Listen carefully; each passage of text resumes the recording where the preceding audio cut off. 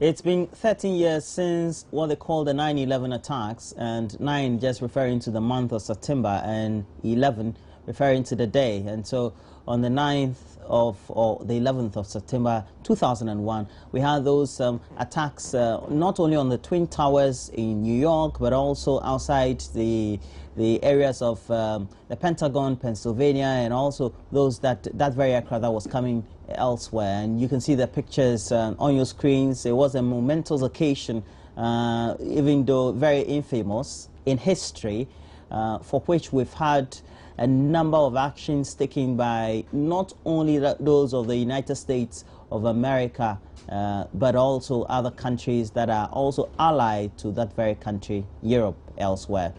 Since then also we've seen a number of insurgencies, not only in other parts of the Middle East, but also in Africa. We know that the Somali rebels are still doing what they have to do, and in the form of Al-Shabaab, they're still imposing their own ideologies on the people. Even though we've had also Islamic clerics come out to say that is very much un-Islamic, it still goes on, as we have witnessed in the northern part of Nigeria, in Boko Haram, and currently in Iraq, where we have the ISIS group also undertaking their own terror on the Kurds and the other minority Muslim groups, as we have them in Iraq. Now the fear is that just a few days ago, we had Barack Obama, the president of the United States of America, saying now a strategy is needed, and so that has formally been put into plan, and that will be rolled out very soon, just all in the interest of keeping the world safe. We have in the studio a professor with the Legon Center for International Affairs and Diplomacy. My guest, first guest, is Dr. Vladimir Ntwidanso. And also, thanks for joining me, sir. Also joining me this morning is Lawrence Lamte. He's a secretary to the Quilombo Network, and it is a Pan-Africanist group. Thanks for joining me, Lawrence. Welcome. Okay. Now, I have to start with you, Prof. What would you say has been done by the world, right and wrong, for 13 years since we had that very attack, September 11? Well, what is basically wrong is the methodology in the war on terror. The war on terror seems to be a kind of war led by the United States specifically, and with their allies, even though the other half of the world, the former Soviet Union, and specifically Russia, is reeling also under terrorism. But I say that is what is wrong, because we are not having a kind of global war on terror, even though that is the nomenclature. People see the American-led war on terror as a kind of clash of values, clash of civilizations, which Huntington told us about. That in the aftermath of the Cold War, what we are seeing is an onslaught of Western values. Americans desire to foster or, compel other persons to have their values in the form of democracy, brewed in the pots of American values or Western values. And that's how people are seeing it. And so even though Islam is not in contention, what is happening is that people are using Islam one way or the other as if our civilization is being attacked. And so let's get up. I mean, terrorism is not a new phenomenon. It started way back in the era of the kings and queens. The medieval times. Exactly, medieval times and that sort of thing. When you have to use terror in order to get a king away or that kind of thing. On and on and on. The French Revolution also used terror. So terrorism is an age-old thing. The colonial wars were also terrorist some form of terrorism. So today, what people are doing is that, look, you are attacking my values. And the methodology is wrong, because let's take for example Iraq.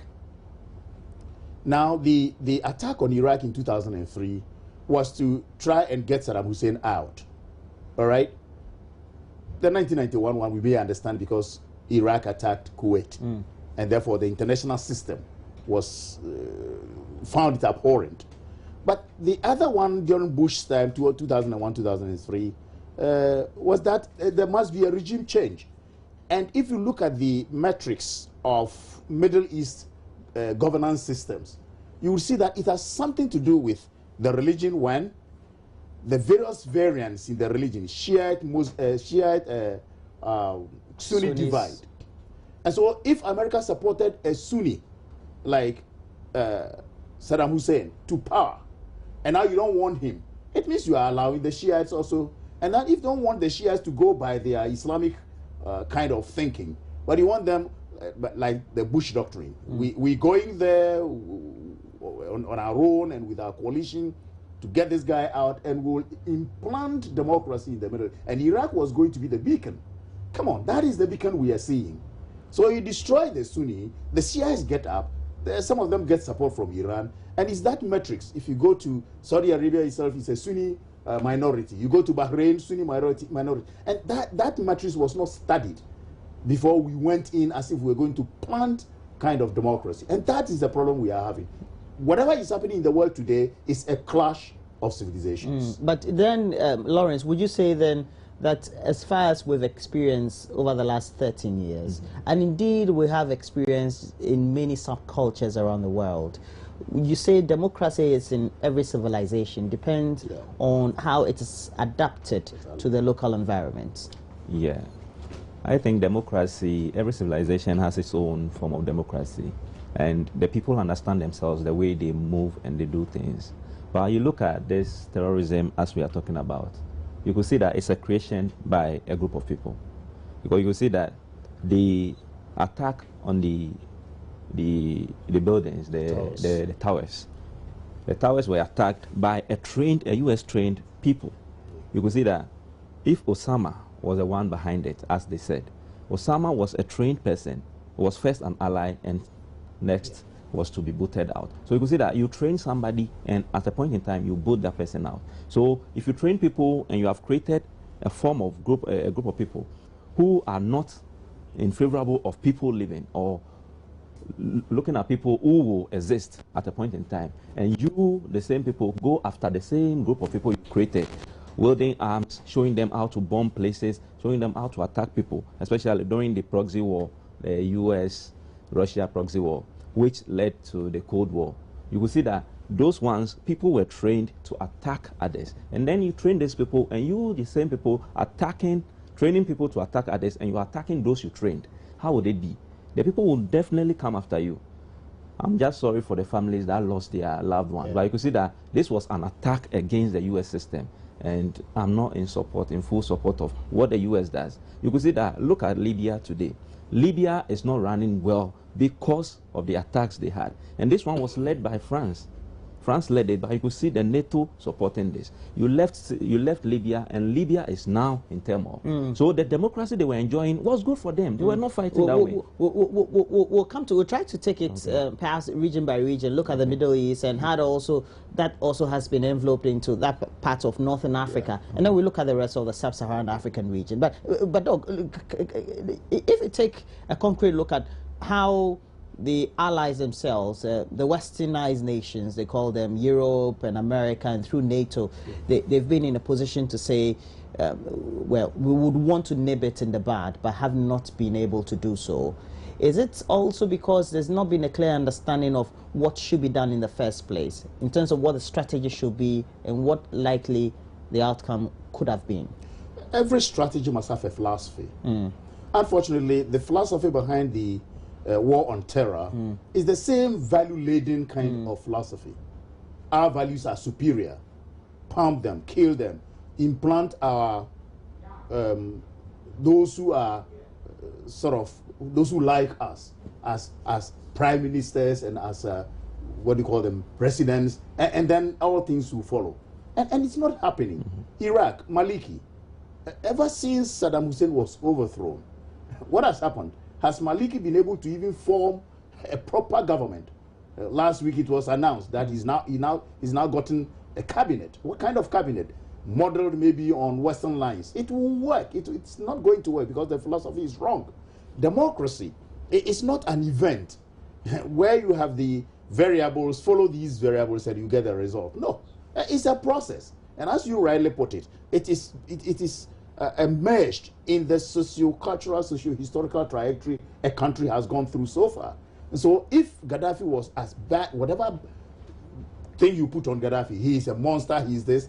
He was a stabilizing factor, serious stabilizing factor. The Tuaregs who were having problems with Mali and Niger, Burkina Faso and whatnot, he was a real balancing factor, accepting them into Libya, making them part of his legion, and making sure that there was some kind of stability. Well, he was not democratic according to your values. You come, attack, and what has happened? There is chaos. Now you want to stop that chaos, and you are using the same methodologies to stop that chaos. So it's not that we haven't, that we don't want to stop it, but the methodology, as I'm saying, the philosophy behind the methodology is quite wrong. I'm following that. Well, Lawrence, we all saw that then the Bush strategy didn't work. As a result of that, Obama has come in and said there will be a continuous withdrawal, even though on a very slow pace, and the target would be a certain point in time. There will be withdrawals from Afghanistan, Iraq, etc. But you can see practically it's not possible. Now that we have all these resurgent insurgencies, it also means that perhaps America will still be sticking a lot more weapons and its strategy in the face of all these people. And then there will be all these disagreements. Yeah. I see the creation of militias. You see that the situation has left with the group of people having a set of different groups, with militia being funded by different groups. So all these people are just fighting against themselves as a result of what has been created. And it is created, and it is not going to end now, because you've killed my person, I must also kill your person. So now people will fight against themselves. Then the one who created it is outside the scene. You've created a situation in Iraq. Today, you accused Saddam Hussein of having weapons of mass destruction. It was found later that that thing wasn't true. If that situation wasn't true, and you have created militias there, now these militias are now fighting themselves, and the situation is worse. So democracy shouldn't be pushed onto the people. The people must come out with their own democracy as they have accepted themselves as they live. If we allow people to move that way, situations will be different. Today, we see Ivory Coast, even though it is calm, we still see petty violences in the country because of the same militia groups created as a result of putting out Gbagbo. Had we allowed them to go for a second round, or allowed the elections to go for the people to handle it themselves without bringing in external forces led by France again to boot out a leading president? Now it's people who also form themselves into a militia, and they'll also be fighting back. So Ouattara wouldn't have his peace of mind until he's also booted out. Then Ouattara's people will also fight back. So it will be on and off, vengeance politics. So they wouldn't have that peace. Then ordinary people will be suffering, because they kill ordinary people, they kill women, they kill children. So this is our problem. We see that people shouldn't come into other countries' issues. They have their problems. Where it can be solved at the regional level should solve it. Where it can be solved at the continental level, we should solve it there. But we shouldn't just push people, impose people. You could see that even the arrest of Gbagbo was done by French people before they handed him over to the Ivorians. It's also a very, very, very bad stuff. As a footnote, you know, these things are happening also because of unilateralism, by which I mean when people usurp the powers of international institutions, which is multilateralist, like the United Nations. We all agree that there must be a United Nations whose main purpose is to ensure that generations to come will not face the scourge of war. That was what we all said. And that the mandate for use of force internationally lies with the Security Council. Unfortunately, before the Syria deteriorated into this thing, Kerry met the rebels in London. Can you imagine that a country meets a rebel group and promises money? 60 million was promised. Later it turned to be 100 million. France dropped arms in Turkey for the rebels. What are you, like my brother said, what are you creating? So you create a monster and you don't know what to do with the monster. The same thing was done with Gaddafi. The rebels were met in London several times. We watch it on television. Monies were promised, arms were promised. They were given, really. They were given, really. And you create that monster. And at times when we create this, then we ask the United Nations to come in and clear the mess. Now, what is happening is beyond the United Nations. And again, we must also note that the international or global architecture that we put in place in 1945 to deal with peace and security no longer can hold, because the global system, or what is happening in the world, has gone beyond the initial framework, and what the proponents initially envisioned. They can't, because the rise of the activities of sub-state actors, that we call non-state actors, was nowhere in the charter. So the United Nations doesn't know even how to deal with sub-state actors. Now, unilateralism has come in to exacerbate the situation. What do we do? And that is why you see formations upon formations. We all thought that we had dealt with the Akim and the Tuaregs in, in Mali. No, sorry. They are there more. We felt we have dealt with Al-Shabaab. Come on, they will come up. Now, they're saying, the ISIS is saying they are now going to link up with Chechenian rebels and the rebels of the Caucasus in Georgia and others, also to deal with Putin. So the whole world is going to, and then we have North Africa, as we said, we'll go into that. The whole world is going to be engulfed in rebellion, and it's difficult to deal with. Well, an issue that has come up very, very much is a subject of Islamization. That's right. And well, we have your own boy, Iribad Ibrahim. That's right. And Iribad is an international news analyst. And thanks for joining us. Now, over the last 13 years, the subject of Islam has become a bane of discussion when it comes to terrorism. And we've even had, well, even accusations of abuse of the human rights of various Muslims around the world, especially initially in the United States of America, in the UK, etc. But we see that among all these insurgencies is the subjects of the groups using Islam as the rallying point for all the conflicts that they tend to create. Why have we seen such a phenomenon? Yeah, I think it becomes a bit difficult to decouple the activities of such, if you would permit me, ragtag armies of miscreants from the religion, because they've hijacked the religion, which on a normal day should be a peaceful one, to perpetrate heinous acts. Similar to the attacks we saw on 9/11. And over the past 13 years, Muslims across the world have deemed such activities despicable, and they've condemned them in the harshest of words. In fact, when you even look into the scripture, the original text of the Holy Quran, it says, لا ينهاكم الله عن الذين لم يقاتلوكم في الدين ولم يخرجوكم من دياركم أن تبروهم وتقسطوا إليهم والله يحب المقسطين. Because God recognizes the heterogeneity of society, He says, for those who are not Muslims amongst you, for as long as they don't fight you in matters of religion and do not force you out of your home, then Allah enjoins upon you to treat them with compassion and equity. Indeed, God loves those who are equitable. So therefore, we've tried our best, clerics and academicians in the past 13 years, to state explicitly that the activities of such people who behead innocent journalists like James Foley and Sotloff, just as we've seen in the past fortnight, do not represent the main body of Muslims around the world. Mainstream Islam is against their activities. But, harp on what Doc indicated, the fact that non-state actors have been given the opportunity to fill the vacuum in certain places the international community has failed at. And the idea that in the Middle East you could push down the people's throats, a Western-style democracy where you would have a bikini-wearing voluptuous woman take a stroll on a beach, can never take place within an Arab country.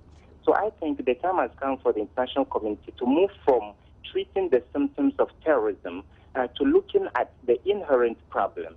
There are two streams of people in the Middle East. A few of them may be liberal, but the region is largely conservative. So if they have a certain persuasion, political persuasion they lean to, I think we should give constructive expression to that persuasion rather than try to oppress or suppress it, in which case it transmogrifies and shows itself in other violent ways. Now, Prof, as far as we're concerned, if you look at the Salafis and now we've had ISIS and the other groups we've had trying to create the caliphate that they have to create, it also gives you an indication that there's some level of, apart from just having a religious perspective, a historical perspective to some of the ideals they tend to propound or expatiate on. How does that have a linkage with, well, modern ideologies, modern forms of practicing whether institutional governance, etc.? The point is this, that,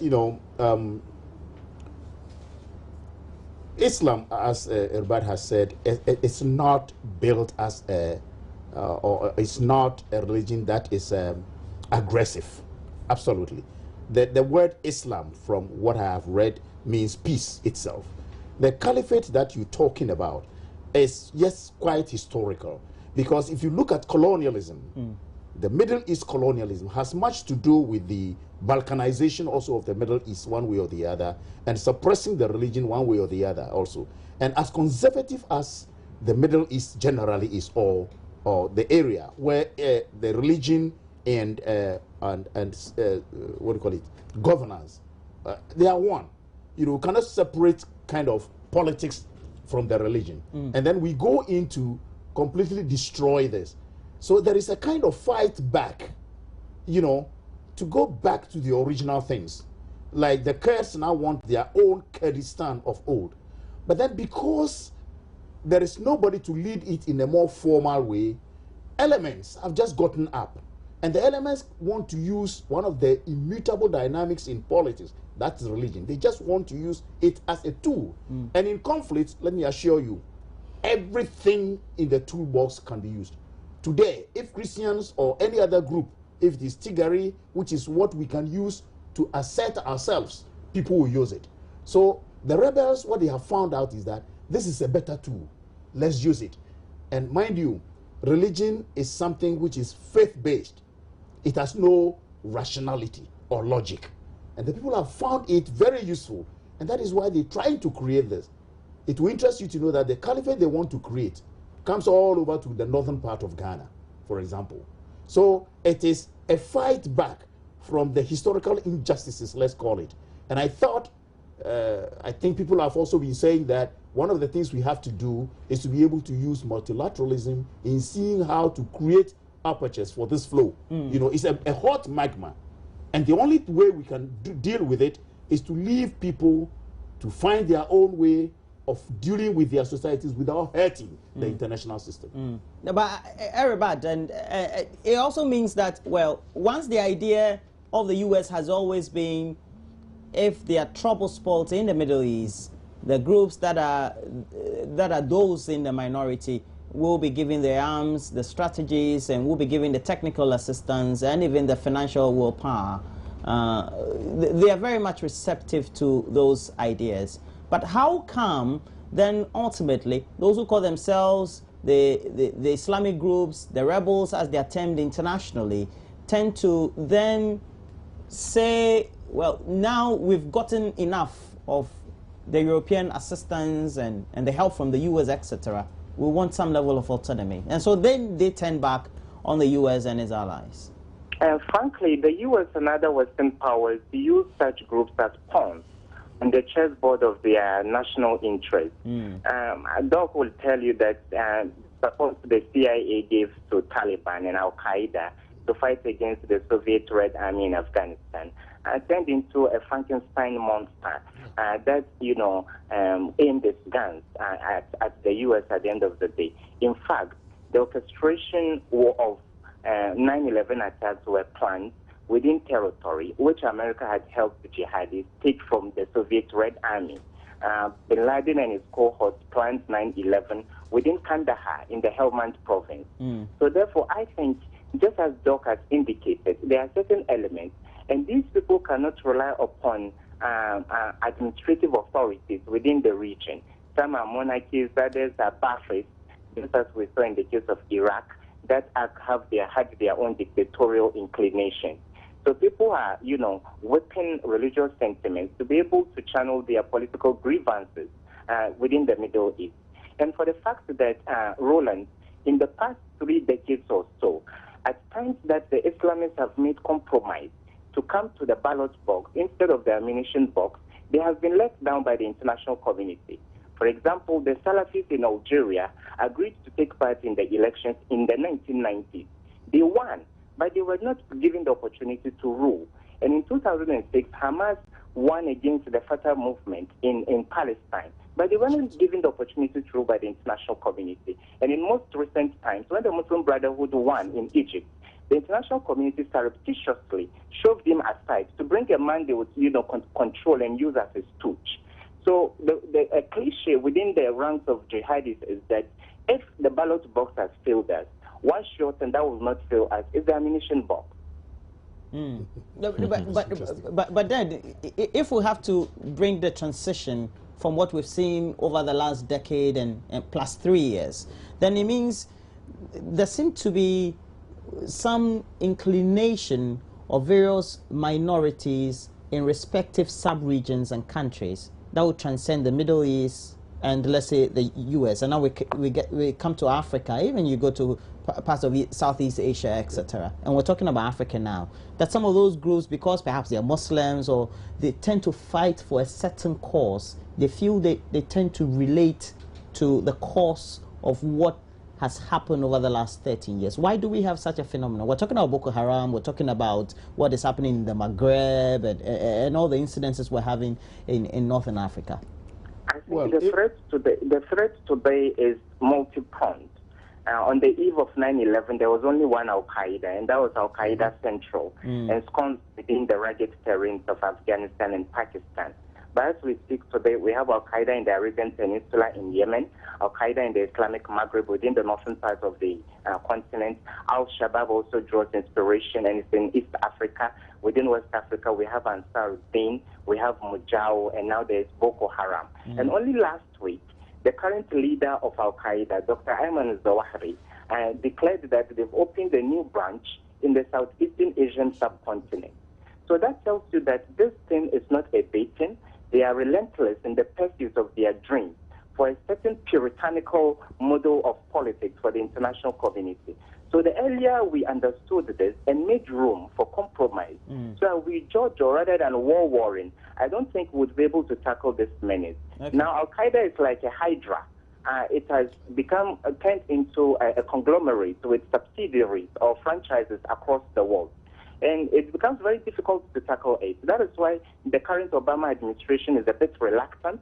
It doesn't want to tread the path that was treaded by a hawkish and feisty Bush administration, where they were bullying people around the world. So Obama wants to adopt a steady approach, so that he would rally a coalition of the willing to be able to achieve three things. We call them in counterterrorism the DQ approach. The first is that the U.S. would want to disrupt the activities of such groups. And then number two, it would want to degrade their military capability and then eventually defeat them. But unfortunately, with the disruption, I think it has been achieved in the past few years, because Al-Qaeda leaders are on the run currently because of America's, intensive drone campaign in Waziristan and then Miram Shah in Pakistan, as well as in Yemen and elsewhere. And only 10 days ago, the overall leader of Al-Shabaab, Ahmed Abdi Godani, was killed in a similar airstrike in Somalia.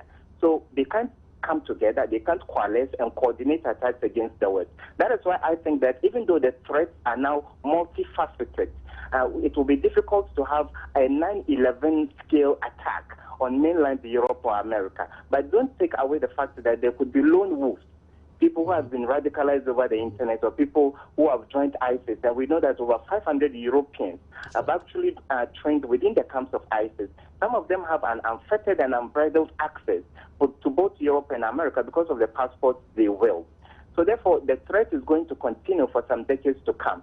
Not until we engender multilateralism and recognize that people have their own idiosyncrasies, and we can't have a straight-jacket approach to getting a political system for the world. I think we'll not be able to win the fight against transnational terrorism. Okay. We'll have to let you go, though. Everybody, Ibrahim, international news analyst. Now, from what he left off, then we're talking about the groups on the continent, and now even Al-Shabaab. Well, just some few days, they came to announce of a new head, etc. Why are they doing the relationship as far as their ideologies are concerned? It's very interesting. I mean, let's take even politics. We have political parties in Ghana, and one political party say I'm on the left, others say I'm on the right. And if Labour is having their meetings, they invite the NDC. So it's a question of alliance. Exactly. So as Herbert said, look, it's not only Hydra. It's like a starfish. Terrorism now. It's like a star. The harder it is, they will diffuse, and because we help in creating those monsters. What America has realized is that first they thought the boots will hook people out. Now they've seen that the hooks that the boots bring is that you are hooked to the wall forever. Now they're looking at it from the point of the use of technology, the drones. Obama is very, very wise maybe. Everybody is thinking, go to Syria, go send American troops. Now, American mind is that, look, we need to go there. Obama has seen that if you go, or the more you go in, the more they spread, the more there is the problem of terrorism. So, like everybody's saying, we need some kind of understanding to say this is a reality. They can't be defeated by the methodology we are using. Can we find a way of accommodating multilateralism, engendering multilateralism in our discourses and everything that we want to do, for people to be able to sit down and say, this is our autonomy, this is the way we want to do our things. If our thing hurts the international system, come after us. If it doesn't, other than that, what we're going to see is that everywhere, especially in Africa, everywhere, people will use the same tool and align themselves. Maybe Boko Haram was not aligned to Al-Qaeda. All of a sudden, once Al-Qaeda sees, oh, we can help them. That they can train people. As Elbert said, I was shocked to read about British citizens, American citizens, Canadian citizens, Australian citizens, all willingly going to fight for the ISIS. It was weird to me, and I said, fine. So you can see that, look, it is not necessarily Islamic people somewhere who are bad people and Islam is bad. No, but it's like a certain system doesn't gel with another system. And that we must find a way of accepting the world the way it is and creating a modicum of understanding for people to do things the way they want to do.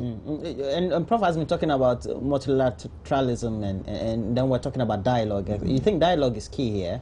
And how extensive can dialogue be if excessively the groups really are also well ingrained in their own ideologies as to how they intend achieving whatever they set out to achieve? Yeah, with dialogue, you will tend to understand the people from their viewpoint. So there you allow them to also operate the way they must operate. If not, or if care is not taken, as Prof said, now American citizens are even joining the ISIS.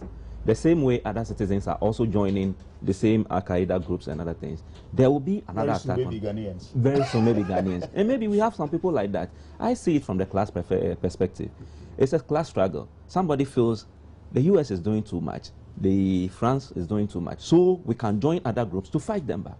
And I am seeing another terrorist group attacking the US again because of the same things they've created. You've created a sin and they will come back as a vengeance point to also attack your system. And the system is not free until they allow the people to operate themselves. Now citizens have been killed, people's family members have been killed. So somebody can just own up and say, I want to join this group.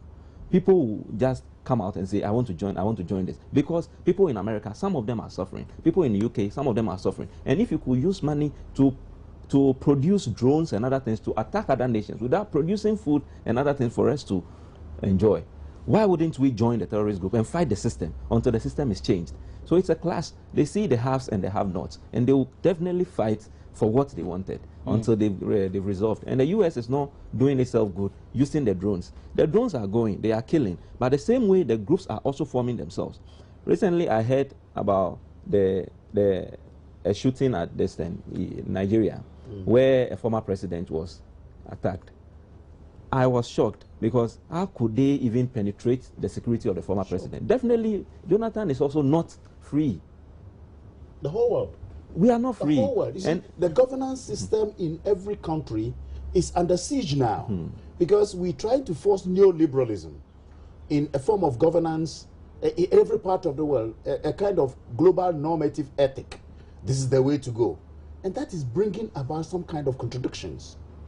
Either it comes in the form of economic contradiction that system creates a situation of the haves and the have-not. Damn the consequences. Once we go to the ballot box and America applauds or the West applauds, Ghana is doing well, Togo is doing well, that is it. But contradictions are being created day in and day out. So somebody gets up and say, I'm a representative of the Al-Qaeda group. Why don't we So it is going to go through very many countries, not only Central African Republic, but we must be very careful the way we are not allowing people to create their own democracies. Unfortunately, even Western democracies are not the same.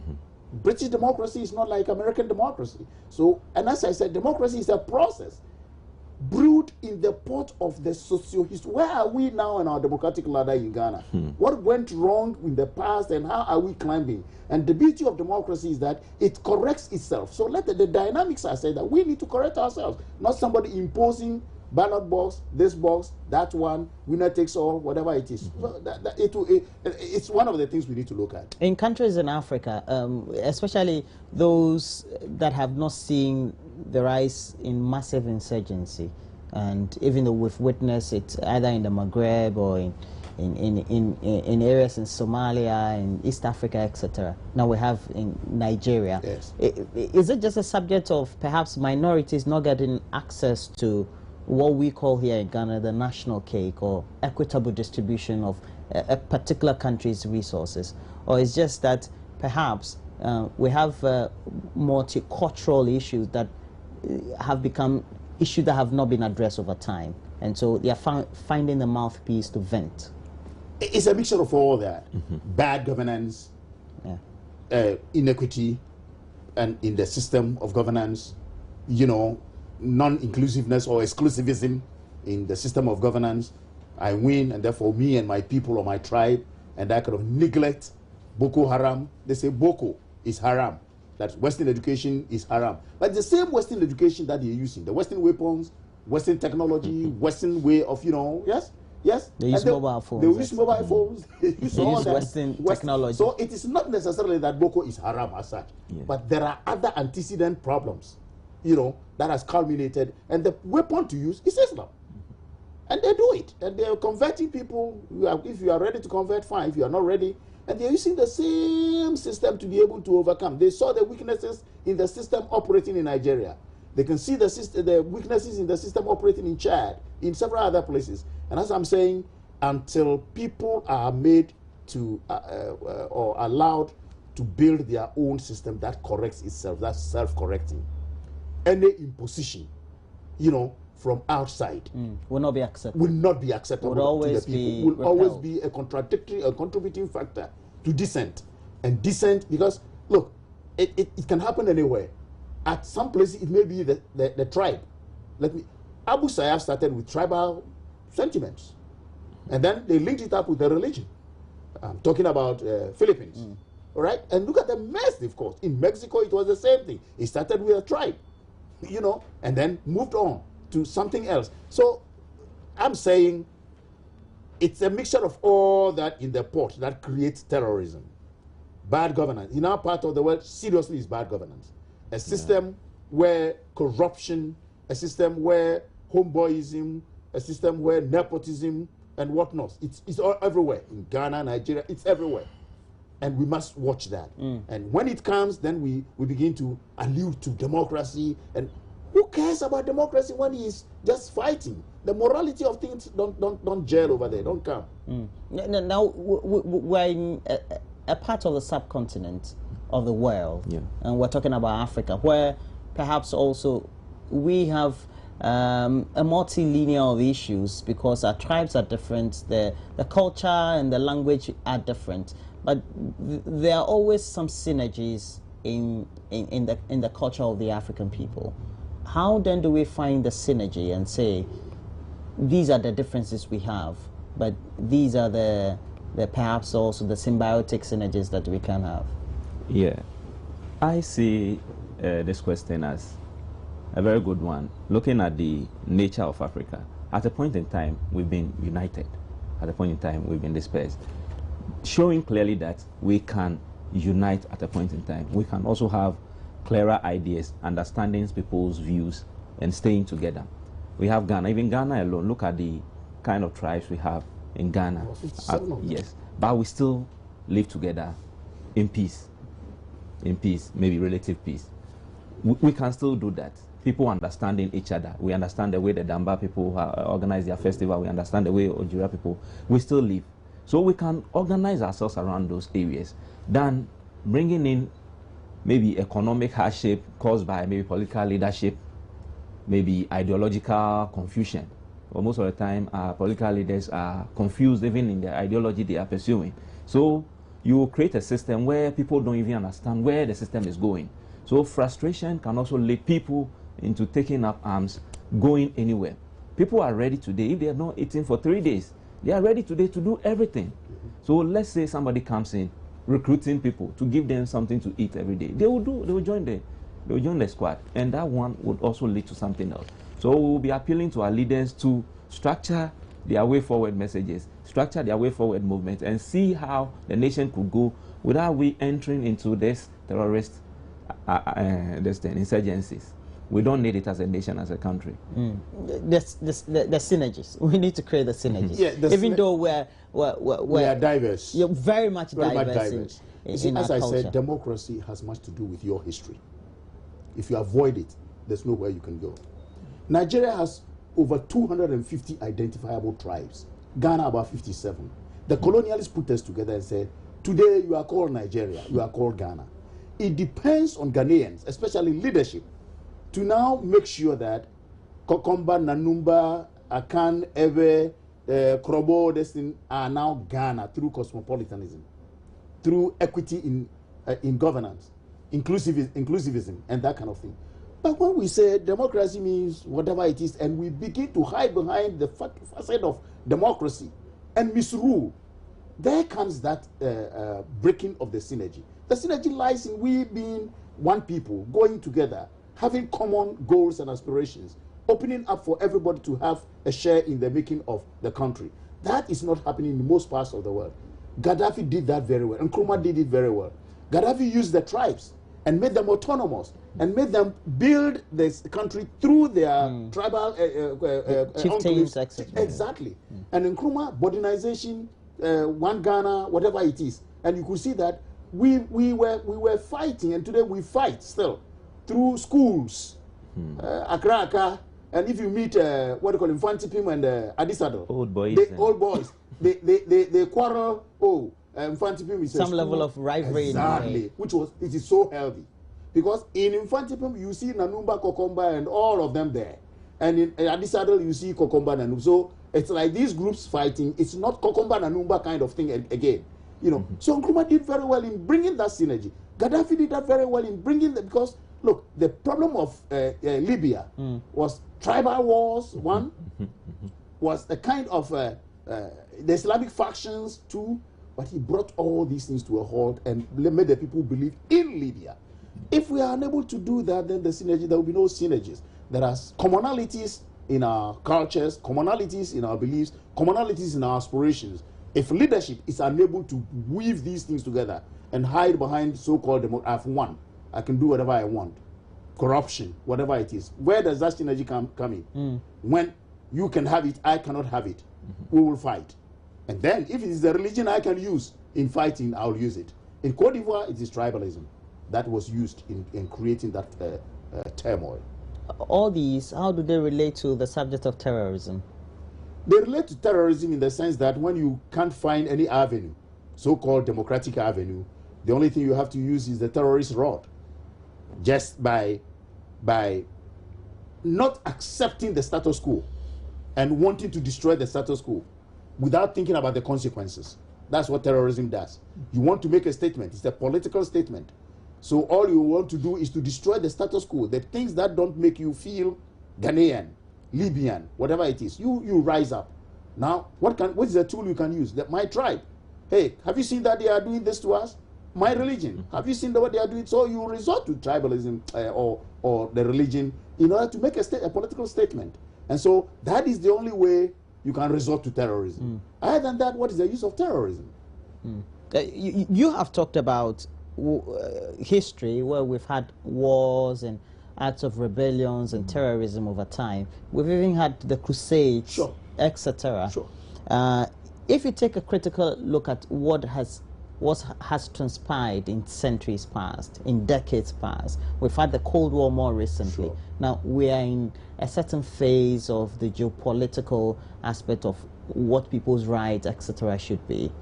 Do you think this is just a phase in time, and these are just the things that we're facing now as a civilization, and so after some time we may also graduate into something else?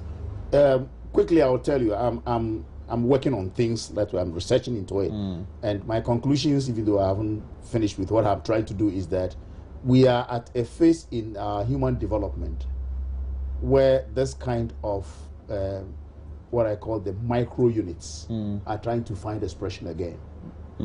I am a Georgian.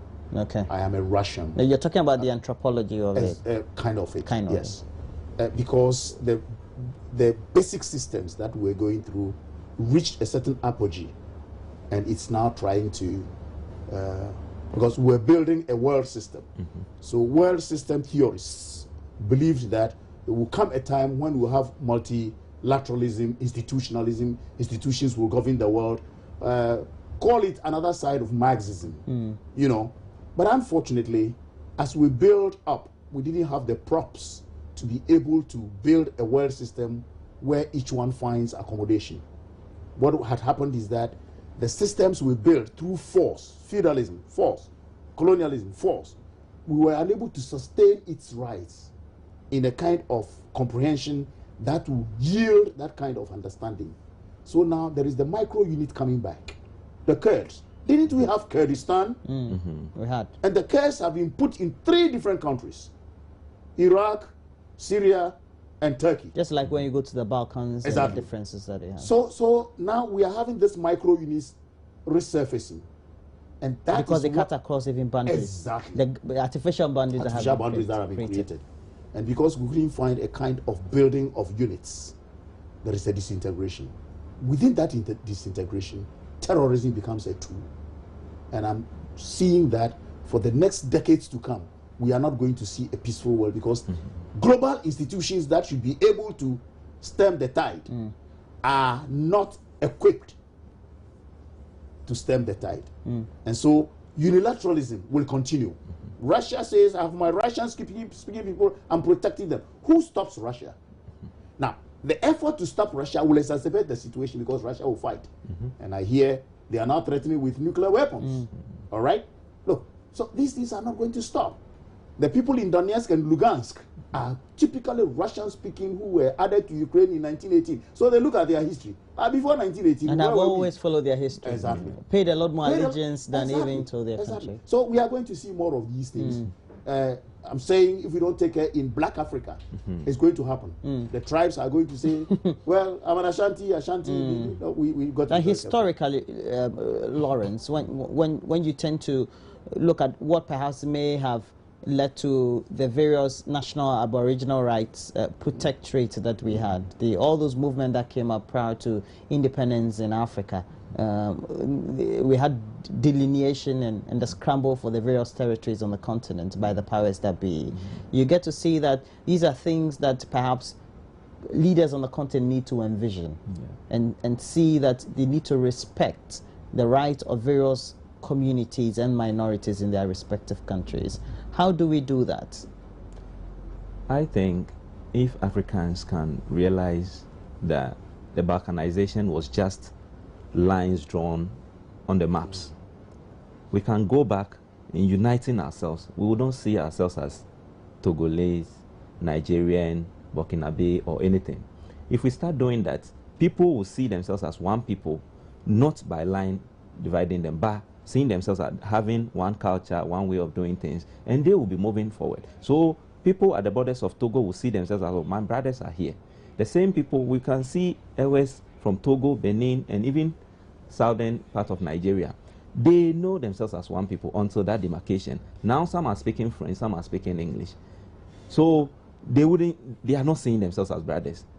People must now go back, because people wanted to now find themselves where they really came from, as Senior Man is saying. So people wanted the identity issue to now start reigning, because they didn't find any peace or any progress in the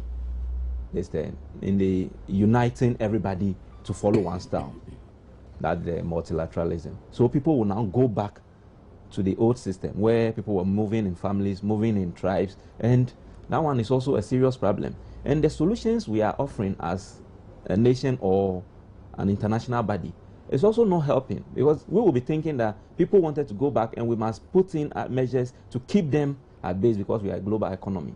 If you start putting in measures which are not or in contradiction with the way the people are thinking, it will also spark another form of war. So I also envisage more forms of wars, more forms of these proxy wars. People will be fighting themselves because they will think maybe their right to unite back, come back as a people, as one people, is being trampled upon, and they will be fighting back. So I see more wars unless they are being allowed to freely do what they wanted to do, to come back again, and they will be realizing that we are one as Togolese people, but these are Airways, these are this, so they are one people. Then we move with other people. These are Gans, these are Ashantis. So Ashantis knows themselves as Ashantis, but we are all in Ghana, so we move as Ghanaians. Yes, as a footnote, I've always come to also the conclusion that a speedy resolution of integration is one of the things that keep terrorism at bay. But unfortunately, the West is not allowing this kind of integration process to go on.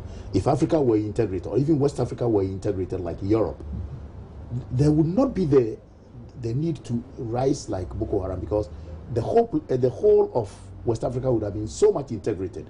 Railways, highways. So communal contact, etc., would have been very much easy. Exactly. Dilutes tribalism, it dilutes whatever. It dilutes everything. So even though you're in your respective countries sovereign, you can still make contact easily, just like they do it in Europe. So integration is one of the things, and I agree with him. And some of us are always saying that let's integrate quickly instead of that smallness of economies trying to fix the Ghanaian economy, the city running way higher. Not related to any other on the continent. You know, I mean, it's something that will also help in diffusing terrorism. If the Middle East had come together the way Gamal Abdel Nasser wanted to do, you know, pan-Arabism, pan-Africanism, pan-whatever, you know, and we are united, then the future of the world will be units of integrated, or to be integrated units, called United Integrated Units instead of United Nations. And relating to each other, like ASEAN, a great group, ECOWAS, or Africa, a great group, African Union call it, EU, you know, the CARICOM, and all those things, you know. If we had these kind of things, where would terrorism be? Because everybody is catered for. I can't imagine Europe disintegrating seriously, even though some people want to get out of the union, like Scotland want to get out of the UK union, and the UK itself thinking of why to get out of the... These will be skirmishes. But that everybody would rather want to remain united within a bigger set.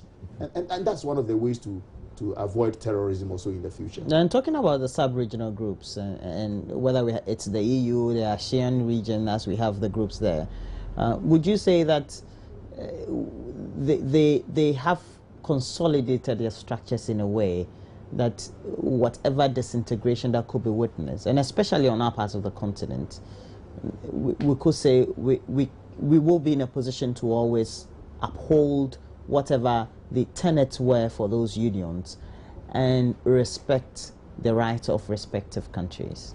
Well, surely. You see, who may be members, etc. Yeah, integration has its own logic. And one of the things that is making integration not jelly in Africa is bad governance, generally on the African continent. From the political side of bad governance to economic. You know, misgovernance in the form of imprudence in economic governance is creating the situation where countries are unable to meet the convergence criteria so that we could come together. That's number one. Number two, politically, it's like everybody is short-termist, is looking at the next elections, not the next ECOWAS. And so they fix the home front first instead of the bigger picture. All right? And it's a phenomenon we've been witnessing in our country. Exactly. We are witnessing in our country. And we put integration at the back burner. And thinking about the next election and how to fix the economy, how to please people, you know, profligacy, just printing monies and throwing them around. And all these things will not make integration work. In Europe, integration is hiccuping because they've added the political touch. And I've always said that European disintegration will come not because of economic problems as such, but because they want to expand and expand just to spite Russia, which is, excuse me, stupid. You know, but even West Africa, we are able to put our loins together properly, gather our you know, link up our apron streets and whatnot. Cohesively. It's easier to have the echo, for example, one currency running through Africa. Where is anybody going to print money? You can't print money, you know, because the central bank will not be, maybe not be in Ghana, all right? And depending on your economy, you have the amount of money in circulation intact. And then the best way of integration is infrastructure. Supposing we had a railway line between here and Senegal. I mean, come on. The amount of economic... Abuja. Yeah. The amount of economic... Togo, exactly. Benin. Try and go through that and you see the frustration. But if we have a freeway going up and down, the amount of economic activity that it would generate will not make anybody think of. Of course, we will have bastards who are, the bastards, thieves, small thieves, and, you know, who will worry people on the highway. But that's human nature. But that's human nature. But then generally, people are thinking about their economic activities. Who will take up arms and destroy a system that feeds him? So I'm saying integration is one of the, because if we were integrated, Boko Haram, there would be no Boko Haram. I mean, there would not be the need for it because all those places will be integrated. Foreign direct investors will be wanting to get a place where they can really reap back their profits and whatnot. And the northern part of Nigeria would not be a bane to Nigerian economy because they will have to find money to go and develop the place. But then because there is infrastructure, people will go and settle there. Unfortunately, our heads of state in Africa and elsewhere would want short-termists, serious short-termists. Short-termists, very parochial. Always preparing for elections. Exactly. Okay, and that's where we bring our discussion on the subject of 13 years after the 9/11